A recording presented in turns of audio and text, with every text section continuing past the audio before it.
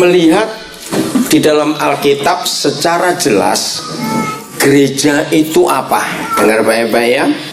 Kita harus mengakui bahwa selama ini yang disebut gereja yang fokusnya hanya kepada Sunday service, kebaktian minggu, itu salah besar. Bahwa kalau gereja itu hanya fokusnya di Sunday service atau hari Minggu saja, itu salah. Kalau itu adalah agama Kristen. Karena semua agama apa saja di dunia ini, itu fokusnya in one place, in certain place. Itu agama. Kenapa? Karena agama itu perlu tempat. Tapi kekristenan, ingat ini, Christianity is not religion. Sama sekali. Kekristenan itu bukan agama. Kita lihat aja dari perjanjian lama ya sampai perjanjian baru. Kalau agama itu need ya, itu sangat perlu certain place, one place. Tapi lihat apa yang Papa kita katakan, Dia itu hadir di mana-mana, betul tidak? Bahkan Yesaya mengatakan langit itu pusat pemerintahnya. Kalau kita lihat langit, wah seluruh dunia ini. Tahtanya itu langit. Bumi dikatakan cuma tempat kaki Dia. Nah kalau begitu, apa artinya omnipresent? Apa artinya Dia maha hadir kalau kita hanya batasi Dia di satu tempat? Betul tidak? Pikirkan ini. Walaupun saya tahu tidak semua saudara pernah meneliti, membaca baik-baik 4 Injil, Matius, Markus, Lukas, Yohanes, ya tidak semua saudara. Tapi pasti saudara akan tahu. Saya tanya kepada saudara, kira-kira lebih banyak mana kegiatan Tuhan Yesus selama Dia hidup di dunia, antara di dalam bait suci dan sinagog atau di luar? Saudara jawab bagaimana? Di luar. Bahkan saudara, selama Dia hidup, Dia itu hanya 1 kali ditulis di Alkitab ada di bait suci yang di Yerusalem, waktu Dia umur 12 tahun. Sampai akhir hidupnya Dia tidak pernah buat apa-apa lagi di bait suci itu. Yang Dia kerjakan yang lain itu di sinagog. Tahu kata sinagog ya? Sinagog itu tempat-tempat ibadah yang kecil di luar Yerusalem. Contohnya Dia pernah masuk sinagog Kapernaum. Ya, Dia pernah masuk sinagog yang sana. Nah, saya pernah hitung, kaget sekali. Enggak sampai 5 kali selama Tuhan Yesus hidup Dia ada di sinagog yang ditulis Alkitab. Enggak sampai 5 kali. Berarti 99%, 99,sekian lagi persen hidup Tuhan Yesus di luar yang disebut agama, certain place atau one place tadi. Dia di luar. Nah kalau Tuhan Yesus yang menyelamatkan kita, yang mengasihi kita hidup seperti itu, betapa salahnya kita kalau kita hanya sibuk untuk satu tempat saja. Bukan berarti Sunday service itu salah, dengar ya. Bukan berarti Sunday service itu tidak penting, bukan. Tapi jangan cuma ini. Nah saya ingin berkata kepada semua tim pengembalaan di gereja ini, kalau semua gereja ya itu value-nya, dengarnya, semua gereja itu value-nya, nilainya adalah pakai gedung mana kamu, di suburb apa, berapa yang hadir tiap minggu, berapa kolektanya, berapa perpuluhannya, itu kan didata semuanya, berapa Sunday school anak-anaknya yang datang. Tapi saya ingin katakan kepada saudara, value yang Tuhan cari dari saudara adalah satu, setiap family yang sebagai member in this church, ya, tolong para hamba Tuhan, ini penting. Setiap keluarga di dalam anggota gereja ini harus didata. Misalnya gini, sebelum gabung dengan gereja ini, itu hampir tiap hari bertengkar suami istri. Tapi setelah gabung di sini, dalam 3 bulan Kalau bertengkarnya meningkat, awas itu. Nah, ini yang perlu diurus. Bukan cuma datang atau tidak kalau minggu, bukan. Setuju? Nah, jadi makin saudara jadi Kristen, ngerti kata ini ya? Makin Kristen saudara. Ngerti nggak kata-kata ini sama? Makin saudara jadi Kristen atau saudara makin Kristen, harusnya pertengkaran di rumah itu makin habis. Jangan tambah tua tambah goblok. Tua nggak tahu diri bertengkar terus. Boleh nggak saya ngomong ini? Ayo. Boleh toh, makanya. Nah, ini value dari gereja yang benar. Katakan amin. Betul? Jadi jangan hitung jumlah yang hadir, berapa kolektanya, itu jangan dihitung. Lagi sekali, kekristenan tidak dinilai waktu hari Minggu saja. Dari mana kita bisa melihat itu? Dari Yohanes 15. Hafal nggak Yohanes 15? Loh, saya tanya kok. Nah, itulah jahatnya orang Kristen. Nomor bank akunmu hafal, ayat nggak hafal, awas. Ada apa Yohanes 15? Mulai ayat 1. Ayo yang lain jawab. Awas ke gereja nggak bawa Alkitab, awas ya. Iya, rajin bawa ATM tapi nggak bawa Alkitab, awas. Tentang apa Yohanes 15? Pokok anggur. Nah, dari pasal itu kita belajar betapa Tuhan Yesus itu ingin. Dia pokoknya, bukan pohon anggurnya. Kita apanya? Cabang-cabangnya, ranting-rantingnya. Nah, saudara bisa bayangkan, ada nggak carang anggur, apa tuh, dahan pohon nempel 2 jam, bosen lepas tuh jalan-jalan ke Kings Cross, ke City, kemana tuh, nanti bosen sana nempel lagi. Ada nggak begitu? Ada. Plastik. Lo betul nggak? Kalau pohon plastik kan kotor, dilepas, cocok-cocok, cuci bersih, nempel lagi. Nah, jujur, banyak Kristen itu plastik. Siapa pernah ngalami gini? Maaf ya, waktu itu saudara lagi emosi, saudara jadi jengkel seseorang. Kalau dia kacang pasti sudah dimakan itu sudah. Untung dia bukan kacang. Jengkel begitu. Pernah nggak ngomong gini? Memang kalimatnya tidak seakurat itu. Begini, Tuhan, izinkan saya 5 menit saja saya nggak Kristen. Saya mau tonjokin orang itu dulu, Tuhan. 5 menit aja saya nggak Kristen. Setelah itu saya bertobat, saya nempel lagi. Ada? Atau gini, Tuhan, saya 10 menit aja, saya mau judi dulu, saya nggak mau Kristen dulu 10 menit, saya mau judi. Ngerti nggak contoh-contoh ini? Ayo jujur, banyak nggak yang kayak begitu? Nggak usah pura-pura lah. Banyak tidak yang kayak begitu? Banyak. Maka itu Kristen kita itu bukan cuma kalau hari Minggu, saudara. Harus 24 jam penuh kita ini Kristen. Maka itu saya tekankan lagi sekali.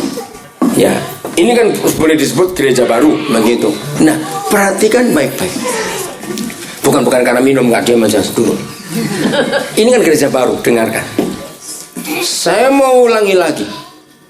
Value dari gereja yang Tuhan inginkan bukan rajin tidak hari Minggu, berapa kolektanya, ingat atau tidak.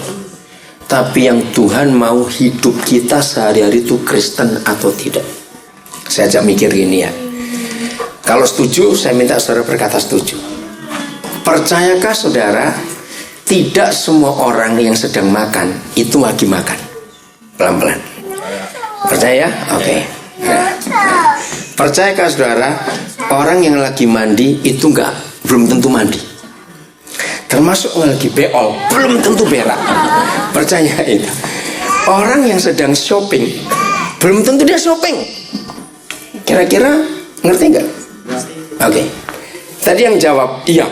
Orang yang sedang makan, ada makanan, sedang masukin makanan ke mulut, tapi belum tentu dia lagi makan. Bisa apa dia? Lah itu dia, lagi mikir. Coba, enak-enak makan, tiba-tiba masuk ke pikiran, waduh, dia belum bayar utangku tuh, Kira-kira kita makan terus atau berhenti? Berhenti. Mas gak bayar utang asli. Betul tidak? Nah berarti dia lagi makan atau lagi apa? Lagi apa dia? Dia lagi nuntut orang yang ngutang itu. Betul? Orang yang sedang tidur belum tentu tidur. Nyata tidak? Ngapain? Sudah di tempat tidur, sudah 3 jam lying, sudah di tempat tidur selama 3 jam. Belum tentu dia tidur. Nah, pikirannya melayang, waduh morgetku ya, aduh ini gimana ini. Terus mikir macam-macam. Maka itu saudara, kalau 24 jam sehari kita tidak nempel di pokok anggur itu, maka kita bukan Kristen.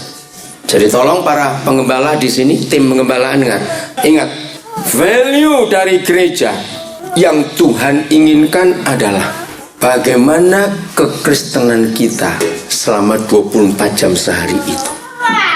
Setuju tidak saudara? Harus begitu. Jadi jangan dinilai waktu kita sedang aktif dalam satu pekerjaan Tuhan, jangan dinilai begitu.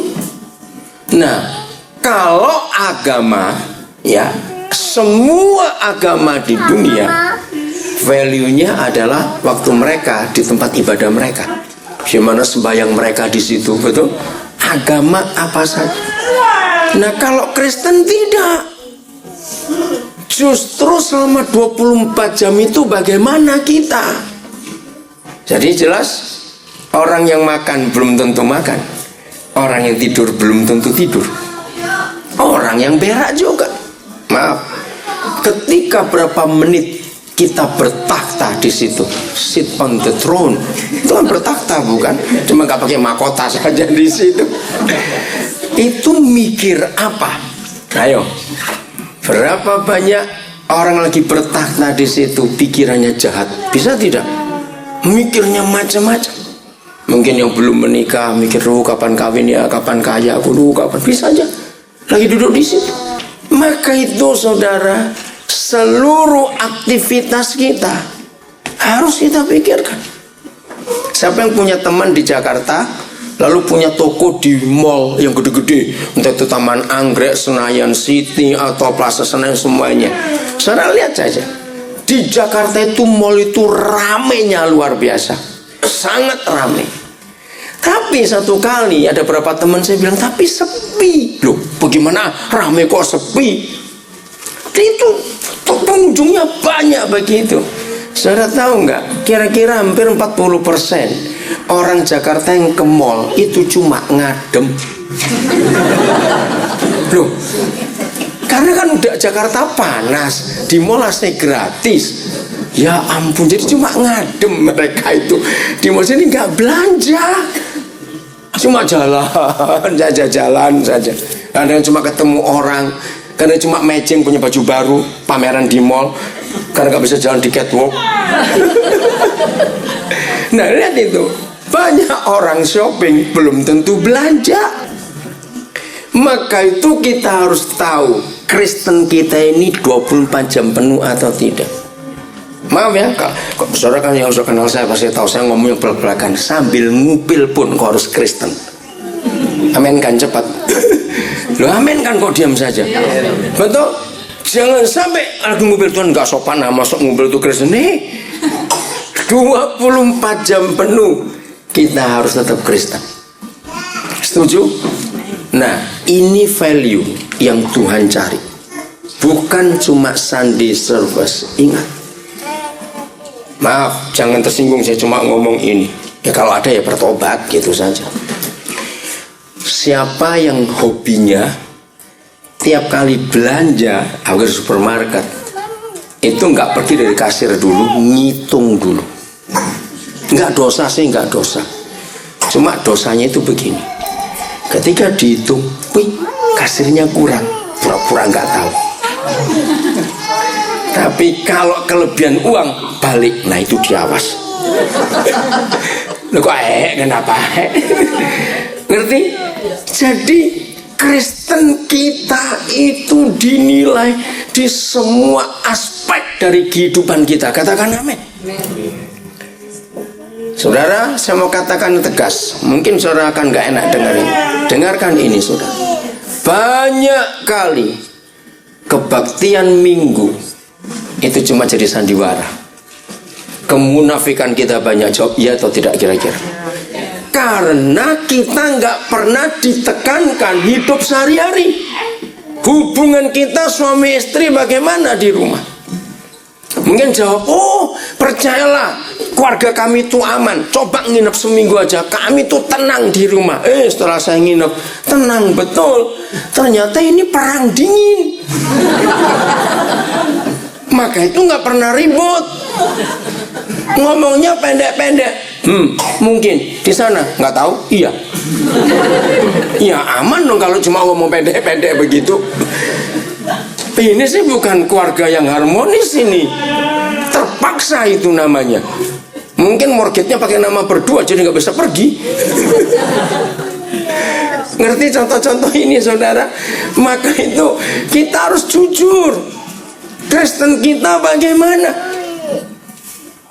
Nah sekarang saudara kenal, ngerti kenapa dari dulu saudara kenal saya. Kalau saudara di Sydney kenal saya dari tahun 85. Pasti ada berapa orang yang tahu kenapa dari dulu saya nggak pernah mikir buka gereja. Karena bukan ini yang Tuhan nilai. Hidup sehari-hari kita bagaimana? Suatu kali ada kisah nyata. Ini di Jawa Timur. Saya nggak sebut siapa nama pendetanya. Mana anakmu nggak dibawa? Oh bawa. Oh ya udah. Mana anakmu mana? Oh ada. Iya. Ada keluarga baru punya anak berapa bulan?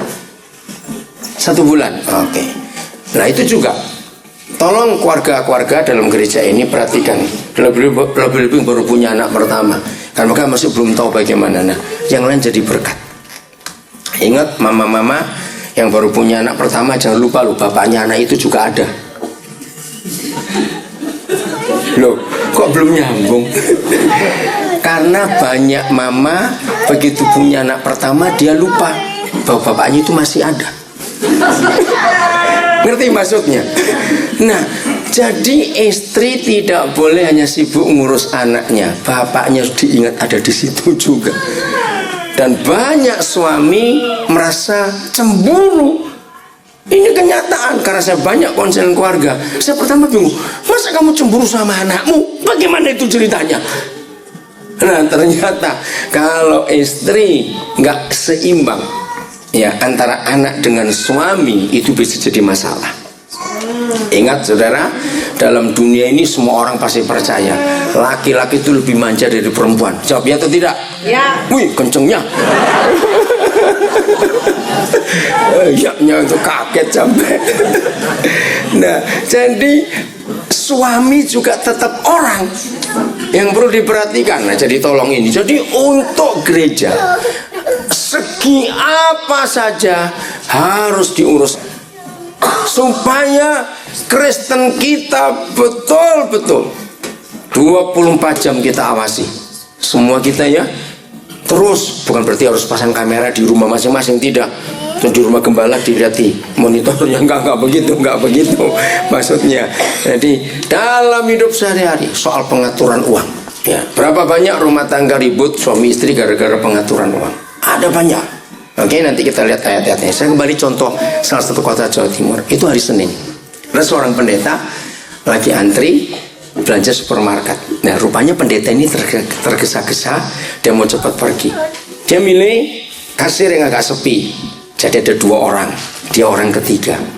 Begitu dia sampai ke orang ketiga itu, ke line itu, kasirnya itu lama sekali ngelayani orang yang pertama. Nah terus di depan dia itu seorang ibu, baru dia pendeta ini. Karena lama nggak tahu, mungkin scannernya salah atau ada masalah apa, dia sudah panggil supervisornya, nggak datang-datang. Marah pendeta ini. Kata-kata yang kedengaran adalah, kalau saya pemilik supermarket ini, saya pecat pegawai kayak kamu. Goblok betul. Nggak bisa ngelain. Wah pokoknya marah-marah begitu. Nah akhirnya selesai juga. Nah ibu ini maju. Ibu ini cuma beli 2 item, keluar. Terus pendetanya naruh barang itu. Ya bisa bayangkan kalau marah naruh itu sudah. Begitu barang diterima oleh kasir itu, kasirnya bilang, selamat siang Pak Pendeta, kemarin saya ikut Bapak khotbah di gereja itu. Kira-kira kalau saudara pendetanya kira-kira bagaimana? tinggal lari. Malu dong. Nah, apalagi khotbah minggu kemarin tentang sabar. Ketika saya dengar kesaksian ini dari kasir itu, saudara, apa yang kita pelajari? Ayo, apa yang kita pelajari? Jadi pendeta ini Kristen hanya kalau lagi khotbah. Kalau belanja bukan Kristen. Maka itu, saudara, 24 jam penuh. Katakan amin. Kita harus meriksa hidup ini Kristen atau tidak. Saya mau ulangi lagi penekanan ini. Jangan cuma lihat waktu Sunday service. Jangan. Tapi betul-betul kita melihat 24 jam. Jadi saya minta pada gereja baru ini, saudara membuat kriteria. Bukan berapa jumlah pengunjung, bukan berapa kolektor, bukan. Tapi dari hari ke hari hidup kita meningkat atau tidak. Oke? Menjadi Kristen itu tidak bisa lepas dari 3 kata ini. Ya, jadi Kristen. Karena itu ditulis di Alkitab. 1 worship, betul? 2 sacrifice, betul tidak? Penyembahan, lalu berkorban. Yang ketiga, ini penting sekali, obedience. Nah, sekarang saya minta kepada saudara, dari 3 ini, penyembahan, pengorbanan, dan ketaatan, jawab. Apa jadinya Kristen kita kalau 3 hal ini hanya kita lihat pada waktu hari Minggu? Jadi apa kira-kira kita? Layu, menyembah cuma hari Minggu, berkorban cuma hari Minggu, kita taat cuma waktu Sunday service kebaktian Minggu. Kita jadi munafik, betul? Sisa dari hidup kita, siapa yang tahu? Kalau kita nggak lagi kumpul dengan yang lain. Maka itu Kristen kita tidak bisa lepas dari 3 ini. Saya nggak tahu, sempat tidak menguraikan semuanya. Tapi yang pertama kata worship, menyembah. Saudara dengar ya, kata menyembah itu not just activities. Jadi aktivitas kita, mari saudara kita angkat tangan, tutup mata kita, ayo kita mulai berbahasa roh. Bukan. Itu salah satu dari ekspresi penyembahan kita. Tapi sesungguhnya kata worship atau kata menyembah itu yang betul adalah hidup dengan Papa. Saya ulangi lagi. Kata menyembah itu yang betul artinya hidup dengan Papa. Nah, saya tanya kepada saudara lagi. Kalau kita harus hidup dengan Tuhan kita, dengan Papa di surga, itu berapa kali seminggu? Ayo, berapa kali seminggu? Pertanyaannya salah.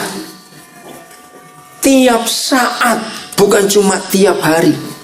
Hidup dengan Papa.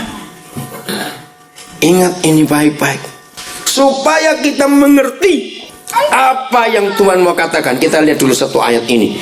Kejadian pasal yang kelima. Kejadian pasal yang kelima, ayat yang ke-23. Kejadian 5, 23 sampai 22. Dan siapa? Henokh bagaimana? Hidup bergaul dengan Tuhan, dengan Bapa di surga. Selama berapa lama? Ayo. Karena ada kata lagi. Nah, kalau ada kata lagi berarti lebih dari 300 berapa nih? 300 tahun lebih. Iya, sekian tahun supaya seumur hidupnya. Hidup bergaul. Bahasa Mandarinnya apa kata bergaul? Apa? Jalan bersama-sama. Walk with God, bahasa Inggris juga. Nah, sekarang saya tanya kepada saudara. Ini ayat membuktikan kepada kita sejak awal dunia, Papa di surga sudah nggak sibuk dengan agama. Ini contohnya. Kalau berjalan, walk with God, bergaul. Itu kalau seminggu sekali bukan bergaul dong namanya. Itu cuma once in a while. Maka itu dari awal sudah ditekankan. Kristen kita itu tiap hari. Terus ayat 23. Jadi Henokh mencapai umur 365 tahun. Diulang ayat 24. Dan Henokh hidup bergaul dengan Tuhan. lalu ia tidak ada lagi, sebab ia telah diangkat oleh Tuhan. Sampai 24 saja. Jadi saudara, yang Bapa ingin dari hidup kita setiap detik, nggak cuma tiap menit, katakan amin, kita ini Kristen. Satu kali tarik nafas Kristen, sekali melangkah Kristen, terus gitu semuanya Kristen dalam hidup kita. Jadi saya harapkan gereja baru ini penilaiannya di sini, bukan cuma hari Minggunya saja kita bisa munafik. Tolong jujurlah satu dengan yang lain, bagaimana hidup kita di rumah suami istri. Saudara, saya selalu menekankan, kalau kita rajin bertengkar, saudara, korbannya itu pasti anak-anak. Jawab iya atau tidak? Ingat, anak-anak itu adalah pribadi dua. Satu, tidak pernah minta untuk dilahirkan. Dan kedua, mereka tidak pernah milih untuk kita lahirkan. Jawab ya atau tidak? Kalau mereka adalah pribadi yang tidak pernah minta dan milih untuk dilahirkan, berarti Tuhan titip kepada kita. Kita jahat kalau kita sakiti mereka karena kekurangan ajaran kita berdua. Hobinya ribut saja. Masa enggak pinter-pinter? Seharusnya makin lama usia pernikahan kita, makin tahun kita hidup, harusnya makin pinter. Betul tidak? Sebab kita sudah punya pengalaman yang sudah-sudah. Kan terlalu setiap tahun memperingati anniversary ngundang orang tapi goblok terus. Setuju kasih ngomong ini? Ayo bertobat. Nah, itu dilihat daripada kekristenan kita. Oke, Yohanes 4 dengan cepat. Yohanes pasal 4. Ya. Yohanes pasal 4. Kita tahu hari itu ada diskusi antara Tuhan Yesus dengan seorang pelacur. Masih ingat? Pelacur ini. Tapi hebat. Nah, itulah agama. Walaupun dia pelacur, tapi karena dia orang beragama, maka diskusinya tentang agama. Wih, hebat. Ya. Yohanes pasal yang keempat, ayat yang ke-19. Mulai ya. Lihat, ini pelacur ini. Maka itu saudara jangan bilang agama Kristen. Itu salah. Karena Kristen bukan agama. Kata perempuan itu kepada Yesus, Tuhan, nyata sekarang padaku bahwa engkau siapa? Seorang nabi. Nah, lihat ini agama ini. Nenek moyang kami orang Samaria, ada kata apa? Menyembah di atas gunung ini. Bahasa Inggrisnya pakai kata apa? Ntar saya lihat di sini King James, saya coba bawa terjemahan King James. Kata worship juga ya. Oke, nah. Oke, worship. Oke, saya kembali sekarang ini. Nah, kalau mereka sibuk dengan agama, mereka ada certain place di gunung ini. Betul kata menyembah, sungguhnya bilang apa? Menyembah pada lipai. Oh, kata pai, bukan lipainya ya? Lipai ada tulisannya. Lipai ya. Lipai itu menyembah dalam hari Minggu. Hari Minggu, iya. Saudara, pelacur pun kalau orang agama bisa menggunakan kata penyembahan. Terus, tetapi kamu katakan, masih ayat 20 ya, bahwa Yerusalemlah tempat orang menyembah. Karena Yesus orang Yahudi, maka Yerusalem itu tempatnya, ada bait sucinya. Lihat ayat 21. Kata Yesus kepadanya, percayalah kepadaku, hai perempuan, saatnya akan tiba bahwa kamu akan menyembah Bapa, bukan Tuhan. Bukan sangti di situ pakai kata apa? Paifu, fujin, netifu. Nah, Bapa, saudara, ini bukan agama. Kalau agama menyembah itu kepada Tuhan, tapi kalau kekristenan menyembah itu kepada Bapa. Ini perbedaannya. Apa bedanya Tuhan dengan Bapa? Beda sekali. Coba, begitu kita mendengar kata Lord, kata Tuhan, itu yang muncul di otak kita pasti law, peraturan. Jangan begini, jangan begitu. Nah, itu agama. Tapi kalau dengar kata Papa, apa yang muncul di pikiran kita? Kasih sayang. Betul enggak? Dia Papa. Perempuan ini bicara tentang agama. Agama Samaria, certain place-nya di Gunung Samaria.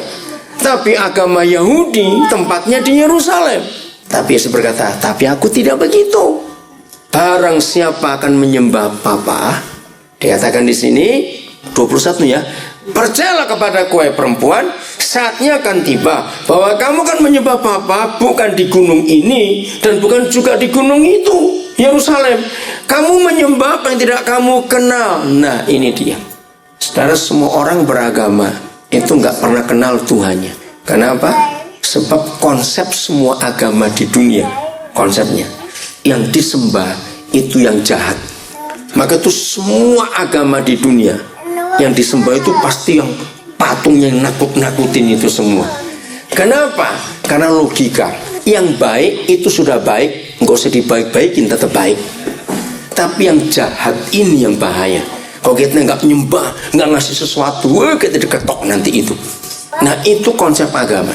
Sehingga semua agama itu kalau menyembah Tuhannya itu basic on fear, ketakutan dasarnya, takut dihukum. Nah, ingat nenek moyang kita, baik orang Tionghoa, baik orang India, baik orang suku apa saja, tidak boleh telat sembahyang. Betul? Masih ingat yang Ciicap kok? Betul enggak? Itu tidak boleh telat, itu enggak boleh telat. Semua agama di dunia ada aturnya, tidak boleh terlambat. Marah Tuhan itu nanti. Bahkan tidak boleh salah dalam memberi persembahan, tidak boleh salah. Wah, macam-macam karena takut, saudara. Tapi kalau Papa tidak. Ini yang kita perlu. Nah, saya ingin beritahu ini ya, contoh ini contoh. Kalau saya berkata Papa, itu berarti dua Papa dan Mama sekaligus. Oke. Karena saya pernah ngalami ya di rumah satu teman ya, ada baby ya, belum setahun sih umurnya, cuma dia itu memang lagi kuat betul. Nah, pas kami lagi ngomong-ngomong, si mama ini sadar, ini sudah jamnya bangun ini, sudah lewat 1 jam kok nggak ada suara. Akhirnya kan masuk ke kamar. Wow, begitu masuk dia teriak, kan saya juga kaget, kenapa teriak itu. Anak ini senyum, tertawa, maaf, dia itu langsung sudah berak, mungkin rasa gatal, sudah penuh pampersnya. Dia buka pampersnya, saudara. Nah, namanya anak kecil kan tidak tahu, kotorannya dipegangin, diusapin ke mukanya semua. Bayi itu penuh. Pernah lihat ya bayi seperti itu? Ada bukan? Enggak pernah. Oh, berarti enggak punya anak itu. Saya pernah lihat itu. Namanya bayi. Bayi kotor semua sudah badannya. Namanya anak kan enggak ngerti. Ayo, saya tanya kepada saudara. Kalau mama masuk dan babysitter yang masuk, bedanya apa? Waktu dua-dua masuk ini bedanya gimana? Coba jawab. Ayo, saya tanya ini kok. Nah, ini konsep menyembah Papa. Ayo, apakah mama bilang goblok kamu, marah? Nah, itu pasti bukan mama. No, jujur, masa mama marahi bayinya? Rugi mama punya anak kamu, Pak mabuk aja untuk lagi yang baru. Nggak ada begitu ngomongnya. Ayo, sekotor-kotornya bayi itu tetap anak. Nah, maka itu bedanya apa? Kalau babysitter ngeliat itu dan mama ngeliat itu, bagaimana? Babysitter tetap baik nolongin, tapi dia bungkus dulu itu anak. Betul nggak? Bungkus dulu bawa kamar mandi. Kalau mama tidak, sekotor-kotornya anak itu, masa mama gini, ambil kupingnya diangkat bawa kamar mandi, kocor-kocor begitu? Nggak mungkin dong. Jawabnya atau tidak? Begitu mama? Sudah tetap anaknya walaupun kotor. Ngerti nggak ilustrasi ini, saudara? Ini bedanya. Kalau Kristen itu agama, maka begitu ada orang salah, langsung pengadilan. Betul nggak? Langsung dihakimi di gereja. Jawab iya atau tidak? Loh, saya tanya iya atau tidak? Yuk cepat jawab. Iya atau diadili? Wah, langsung dijauhi seperti dia kena apa saja. Ingat, saudara, kalau Papa itu tidak. Oke, sekarang saya ganti kata menyembah. Kita baca ya. Begini caranya baca Yohanes 4 ayat yang ke-21. Kata Yesus kepadanya, percayalah kepadaku, hai perempuan, saatnya akan tiba bahwa kamu akan hidup dengan Papa, bukan di gunung ini, juga bukan di Yerusalem. Kamu hidup dengan apa yang tidak kamu kenal. kami hidup dengan apa yang kami kenal. Sebab keselamatan datang dari bangsa Yahudi. Ayat 23. Tetapi saatnya akan datang, dan sudah tiba sekarang, bahwa orang-orang yang ingin hidup dengan Bapa dengan cara yang benar akan hidup dengan Bapa dalam roh dan kebenaran. Sebab Bapa menghendaki orang-orang yang hidup dengan Dia dengan cara demikian. Nah, sekarang lebih jelas nggak kalau saya pakai kata hidup dengan? Loh, saya tanya iya atau tidak? Hidup dengan. Jadi menyembah itu bukan cuma sekali seminggu, bukan mesti pakai gitar mata tertutup terus muka miring-miring nyembah gitu, bukan. Menyembah itu hidup dengan Bapa 24 jam penuh sehari. Katakan amin. Dan inilah kekristenan yang Dia inginkan. 24 jam penuh kita Kristen. Apa artinya Dia Immanuel? Kalau selama ini kita cuma tahu Dia Immanuel, God be with you. Enggak. Immanuel bukan Tuhan menyertai kita. Itu terjemahan yang salah. Inggrisnya salah, Indonesia juga salah. Selama ini saya tahu Alkitab bahasa Jawa yang benar. Saya nggak tahu bahasa Mandarinnya. Bahasa Jawa berkata Gusti nunggil kelayan kita. Nunggil itu manunggal, menyatu dengan kita. Itu yang paling betul. Sungguhnya bilang apa? Immanuel, bahasa Mandarinnya Matius 1. Pakai kata apa? Menyertai. Bukan menyertai, tinggal dengan kita, menyatu dengan kita. Hebat. Kalau cuma menyertai, kita bisa hilang satu dengan yang lain, karena jalannya cuma barengan saja. Tapi tinggal bersama, saudara, menyatu. Itu Yesus Tuhan kita. Maaf ya, saya langsung tutup poin saja. Jujur jawab. Kalau Yesus itu Immanuel, artinya Yahweh Elohim tinggal dengan kita. Saya tanya, waktu kita lagi di WC berak, Dia tetap Immanuel atau tidak? Nggak usah ragu-ragu jawabnya, ayo. Tetap. Nggak mungkin dia bilang, aduh kamu di situ keluar dulu, bawa gak tahan aku. Nggak mungkin begitu Yesus. Amin. Maka itu 24 jam penuh, saudara. Kita ini harus Kristen. Jadi tolong gereja, program gereja saudara bukan cuma just activity on the church building. Katakan amin. Bukan cuma aktivitas di gedung yang saudara sewa, tidak. Bagaimana sehari-hari. Maka itu kenapa perjanjian baru, ingat kita belajar 3 bulan yang lalu, Kisah Rasul adalah blueprint gereja yang benar. Dan gereja yang benar itu di rumah, bukan di gedung. Kenapa harus di rumah? Karena untuk mendeteksi, untuk melihat bagaimana Kristen kita sehari-hari. Begitu bangun pagi, ya, start on the day, langsung tanya, aku Kristen bukan? Begini, kalau saudara bangun pagi langsung khawatir, aduh bagaimana hari ini? Nah, langsung aku bukan Kristen. Amin kan? Loh, kenapa kalau khawatir muncul saudara bukan Kristen?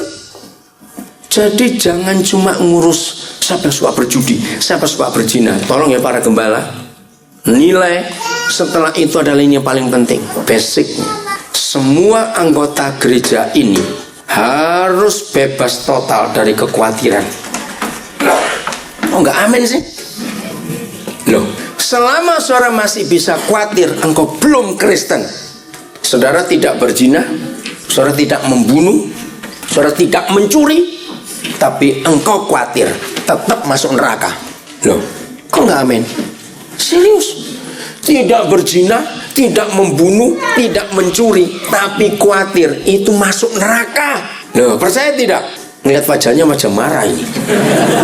Saya jawab hari ini. Apa sih definisi khawatir? Tolong berikan saya definisi. What is worry? Apa itu khawatir? Nah, tidak percaya. Baca Yohanes 5, Markus 16, Lukas 24. Firman-Nya berkata, barang siapa tidak percaya, dia sudah. Loh, masa nggak tahu ayat itu? Barang siapa tidak percaya, dia sudah dihukum. Orang yang tidak percaya Yesus itu masuk neraka. Maka itu saudara, belum ada gereja seperti ini di dunia. yang nilainya, value-nya pada hal-hal sederhana setiap hari. Gereja cuma nilai datang tidak hari Minggu. Di daftar, kamu sudah 3 minggu berturut-turut nggak datang. Kenapa? Bukan itu yang diurus. Gereja ngurus nggak datang 3 minggu karena kolektanya jadi kurang karena saudara nggak datang. Tapi kalau Papa Surga nggak ngurus kolektor, katakan amin. Amin. Tanya kalau ketemu dia tuh nggak ngerti duit sama sekali. Amin kan cepat. Maka itu saudara hidup sehari-hari. Begitu saudara bangun pagi melek langsung, aduh bagaimana hari ini? Engkau bukan Kristen sudah hari itu. Perlu dibereskan hari itu. Ya tapi ini kan ada masalah, masa nggak boleh mikir? Tunggu dulu. Tuhan tidak pernah melarang orang memikirkan hari esok. Baca baik-baik Matius 6. Yang Tuhan katakan jangan khawatirkan hari esok. Ayo pikir. Beda nggak? Ketika Yesus berkata jangan kau khawatirkan hari esok, tapi kita terjemahkan jangan pikirkan hari esok. Salah. Kita harus memikirkan hari esok. Kita harus punya planning. Betul tidak? Tapi yang Tuhan mau jangan khawatirkan. Nah sekarang bedanya. Apa bedanya khawatir dan mikir? Cepatlah. Apa bedanya khawatir dan mikir? Kalau mikir bagaimana, kalau khawatir bagaimana? Ayo cepetan. Masih banyak ini, banyak saya mau ngomong ini. Ayo, apa bedanya khawatir dengan mikir? Khawatir takut. Kalau khawatir takut, betul. Apalagi? Khawatir takut. Gampang jawabnya begini saudara. Orang mikir itu pasti nggak bisa khawatir. Orang khawatir nggak bisa mikir. Goblok. Artinya, ayo ulangi sama-sama supaya pintar. 1, 2, 3. Orang mikir tidak bisa khawatir. Orang khawatir tidak bisa mikir. Nah itu dia. Pinter kalau begitu. Benar toh saudara, coba jawab benar atau tidak? Kalau kita khawatir sudah jadi pendek pikiran kita, nggak bisa mikir apa-apa karena langsung panik. Maka itu orang khawatir itu kebencian Tuhan. Kenapa? Sebab kalau kita khawatir, kita tuh menghina Papa di surga. Contoh gini aja, anaknya Barack Obama kan 2, ya. Sasha dengan siapa? Marsha siapa? Saya lupa terus namanya. Siapa? Malia dengan Sasha. Ingat toh anaknya Barack Obama? Oke. Nah, kira-kira kalau suatu hari ada email yang beredar ke seluruh dunia, anaknya Barack Obama itu email ke seluruh orang di dunia, tolong kami nggak bisa makan. Kurang ajar nggak anak ini? Nah, coba kurang ajar nggak anak ini? Kurang ajar nggak? Jawab. Salah, sangat kurang ajar. Jawabannya harus begitu. Bapaknya Presiden Amerika kok bisa takut nggak bisa makan? Itu menghina sekali. Nah seperti itu kalau kita masih bisa khawatir, kita belum Kristen. Masalah tetap akan ada dalam hidup. Betul? Orang kaya punya masalah tidak? Punya, ya sudah. Kemarin malam di Kelly Fields kami belajar soal kata ini, bagus. Satu kali saya dapat SMS yang bagus sekali. Ini tentang orang yang obsesinya itu mobil mewah. Sudahlah kalau sudah kelihatan mobil, wah yang BMW seri baru, atau itu Audi, atau Mercedes, atau wah yang apa itu, wah sudah itu gelisah dia, maunya ganti yang baru. Nah, yang begitu bertobat dari dalam tulisan itu berkata begini, sudahlah, semewah apa mobil yang kamu bisa beli karena kamu orang kaya, maka mobil terakhir yang kamu naiki itu pasti ambulans. Cepat mikir. Lo betul tidak? Mati mau naik becak? Nggak mungkin dong. Mati pasti naik ambulan, mobil jenazah itu. Saya baca itu betul juga ini. Ada yang hobi mobil mau bertobat hari ini. Lihat akhirnya, nanti lihat akhirnya naik ambulan kita semua. Amin. Sudah, mau khawatir apa kan hidup? Jadi kalau saudara belum bisa beli mobil mewah, beli gambarnya dulu, jejerin di rumah. Sudah nggak apa-apa, liatin saja. Ngapain pusing-pusing? Pokoknya semua kekhawatiran itu dosa. Ingat itu baik-baik. Jadi mulai dari bangun pagi, kita ini khawatir atau tidak, Kristen atau tidak. Yang kedua, siapa yang punya hobi?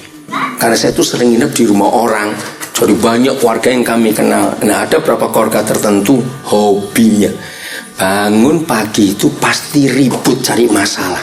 Karena saya heran, kok nggak bosen-bosen orang ini. Setiap kali bangun pagi ada saja masalah yang dicari. Pernah ketemu orang kayak gitu? Jangan-jangan saudara sendiri, udah gitu aja sudah. Ada saja. Kalau nggak lihat lantai masih kotor, nggak lihat lampu nggak dimatiin, kenapa ini keran masih apa itu mancur airnya? Kenapa begini? Ada saja. Ada nggak orang seperti itu yang saudara pernah kenal? Ada, anak bertobat kalau ada. Nah, berarti dia belum Kristen pagi itu. Harusnya pagi-pagi bangun untuk cari Tuhan, bilang terima kasih kayak burung itu. Kenapa Tuhan Yesus berkali-kali berkata belajar dari burung, belajar dari burung. Ayo jujur, di Australia memang banyak burung, di Indonesia jarang. Ada ditembaki semua, kurang ajar memang itu. Oke. Nah, kalau saudara bangun pagi, jujur, pernah ketemu burung ngomel? Ayo, pernah ketemu burung ngomel walaupun winter? Nggak ada burung ngomel. Dia tetap berkicau, betul tidak? Tetap nyanyi. Nah, bayangkan burung aja tahu diri. Kalau Tuhan Yesus berkata belajar dari burung-burung, nggak punya lumbung, nggak punya sawah. Kalau zaman sekarang harus segini ayatnya, belajar dari burung, nggak punya ATM tapi nggak stres. Saudara, ATM-nya banyak aja masih khawatir, terlalu betul. Jadi dari pagi saudara, kita awasi hidup kita ini Kristen atau tidak. Ingat kata menyembah tadi, apa kata menyembah? Hidup dengan apa? Nah, kita lihat 1 Timotius pasal 4. 1 Timotius pasal 4. Ada ayat yang menarik sekali di sini. 1 Timotius pasal yang keempat. Ya, ayat yang ke-7. Tetapi jauhilah tahayul dan dongeng nenek-nenek tua. Nah, kalimat berikut ini penting. Latihlah dirimu beribadah. Oke? Nanti tolong ya Pak Samuel lihat juga dari cunggunya, saya lihat dari King James-nya. Mana tadi ini? Ayat berapa tadi itu? 7 ya. Oh ya. And exercise thyself rather unto godliness. Ya, ada kata exercise. Terjemahan lain? NIV atau New Living Translation, NLT. Coba, tolong. Kalimat yang terakhir apa? Ada nggak terjemahan bahasa Inggris? Tolong. Apa? Terjemahan apa itu? New King James apa? Kata terakhir aja 7. Godliness. Ada kata exercise tidak? Adanya itu dia. Exercise unto godliness. Apa? Train. Sama kata train, melatih. Oke. Godliness juga. Rudy, godliness juga. Train. Coba bacakan. Lengkap kalimat terakhir aja. Ayat 7 kalimat terakhir. To be godly. Train yourself to be godly. Kata train. Mandarinya? To be godly. Jadi nggak kata latihan yang penting. Ada kata latihan nggak? Exercise. ya kalau Saudin itu melatih. Melatih diri. Oke, sama semuanya. Nah, saudara lihat. Kalau hidup godliness atau kata ibadah itu kita terjemahkan kebaktian. Ayo jujur. Ngapain kebaktian pakai latihan? Betul tidak? Lalu apa maksud Paulus berkata train yourself, exercise unto godliness? Kenapa ada kata latihlah dirimu untuk beribadah? Nah, arti yang sama ada dalam kata worship. Latihlah dirimu untuk hidup dengan Bapa. Menangkap gak sekarang kata itu? Nah, untuk hidup dengan Bapa di surga itu perlu latihan. Oke, saya beri contoh. Australinya saudara, walaupun di sini nggak ada bule hari ini, rambut bule banyak tapi bule nggak ada. Sebule-bulenya saudara, Australinya saudara. Kalau saudara tinggal dengan Julia Gillard, Prime Minister saudara, tanpa latihan, kira-kira di rumah itu saudara bingung nggak? Lo cepat jawab, bingung tidak? Iya toh, karena ada aturannya di situ. Maka itu ingat. Ya ingat ini, saya cuma beri ilustrasi. Kalau selama saudara hidup di dunia hanya rajin ke gereja saja, tidak pernah latihan hidup dengan Bapa di surga, nanti kalau saudara mati dan pulang ke surga 2 jam minta balik, nggak betah di sana karena bingung. Ini kenapa begini, kenapa begitu, balik aja. Ngerti ilustrasi ini saudara? Karena cara hidupnya beda. Jangan cari fish and chip di surga, nggak akan ketemu itu nanti. Ngerti ilustrasi ini? Maka itu selama kita hidup di dunia latihan. Ini baru Australia. Ayo kira-kira kalau saudara dapat kesempatan, kalau dapat, ya, suatu kali Queen Elizabeth II mengundang saudara hidup di Buckingham Palace tanpa latihan, saya jamin saudara cuma duduk di tangga aja merenung, ini kemana kamar segini banyak. Boleh saya bercontoh ini? Jadi harus latihan dulu sebelum sampai ke Buckingham Palace, karena di rumah istana itu banyak aturannya. Jadi sekarang tahu apa arti Kristen? Ulangi lagi, apa itu Kristen? Apa itu Kristen? Cepat. Saya sudah ngomong hampir 1 jam begini, sudah berbusa-busa, sudah hawa-hawa aja nggak ngerti, awas. Apa itu Kristen? Iya, hidup dengan apa? Berapa jam? Setiap saat, 24 jam penuh. Jadi kalau mau ngomel, mikir dulu, Kristen atau bukan aku ini, Kristen atau bukan. Kok nggak amin? Bahkan maaf jelasnya, mau kentut aja mesti tolak-tolak dulu kok. Terlalu saudara kentut sedut aja nggak lihat orang di kiri kanan saudara. Betul nggak? Mau kentut aja kita tahu aturan kok. Apalagi mau apa saja dalam hidup ini. Kita harus jadi Kristen yang benar. Betul? Mau keluarkan uang untuk belanja, harus Kristen. Arti Kristen kita tahu, imitate like Christ. Betul? Berkelakuan seperti Yesus. Untuk apa saja. Maka kalau saudara mengambil konsep Kristen seperti ini, nggak usah pusing di hari Minggu, karena 24 jam penuh. Yang ngawasi itu adalah Tuhan. Beberapa hari lalu saya terima SMS lucu sekali. Ada satu keluarga punya pohon mangga. Nah dia itu jengkel, dicuri terus oleh tetangganya tiap kali buah. Akhirnya pas buah musim mangga datang, dia kasih tulisan, "Hei pencuri," dia bilang tulisan di pohonnya itu, "Aku memang gak lihat kamu mencuri, tapi Tuhan melihat." Itu tulisan di pohonnya. Besok dia tetap dicuri juga. Lalu ada tambahan tulisan, "Memang kamu gak melihat, dan aku tahu Tuhan melihat aku, tapi Tuhan gak pernah lapor kamu." Ini orang pintar juga nulisnya. Jadi saudara, Kristen kita itu nyata betul 24 jam penuh, amin. Walaupun gak ada orang lihat, kita tetap tahu bahwa Papa itu melihat kita semuanya, amin. Untuk apa saja. Tiap hari kita bergaul dengan Tuhan. Nah, kira-kira kalau saudara praktekkan ini, mau marah mikir Kristen atau bukannya, mau keluarkan uang mikir apa ini, semuanya apa saja kita mau buat, kita pikirkan begitu. Selalu mengingat ada Yesus di sini. Kira-kira bagaimana kesaksian hidup Kristen kita tiap hari? Nah, ayo saya tanya, gimana kira-kira? Pasti akan memuliakan Tuhan, bukan? Ya, lagi sekali suami istri, baik suka khawatir, baik suka marah, suka bertengkar. Hari ini kita berubah semuanya. Tuhan Yesus ingin 24 jam penuh kita Kristen. Bagian yang terakhir, kita melihat supaya hidup kita betul-betul melakukan apa saja yang Tuhan kehendaki. 1 Korintus 11, maaf 1 Korintus pasal 11 ayat yang pertama. Ayo kita baca bareng-bareng dalam bahasa Indonesia. Ya, ini yang Tuhan inginkan kita jadi Kristen. Udah, 1 Korintus 11 ayat pertama. 1, 2, 3. Jadilah pengikutku sama seperti aku juga menjadi pengikut Kristus. Yang bahasa Inggris tolong yang kuat bacakan. Imitate me just as I also imitate Nah, Christ. imitate me just as I imitate Christ.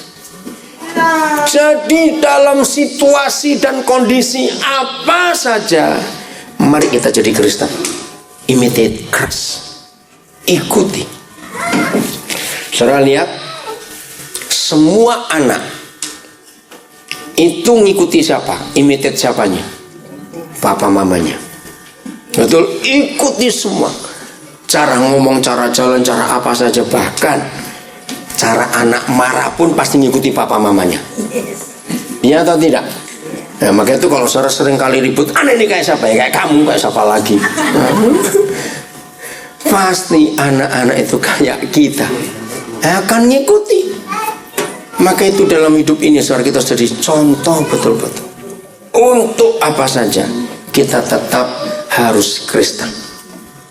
Ayat yang terakhir, supaya kita makin diteguhkan, makin dikuatkan. Galatia pasal 2 ayat yang ke-20.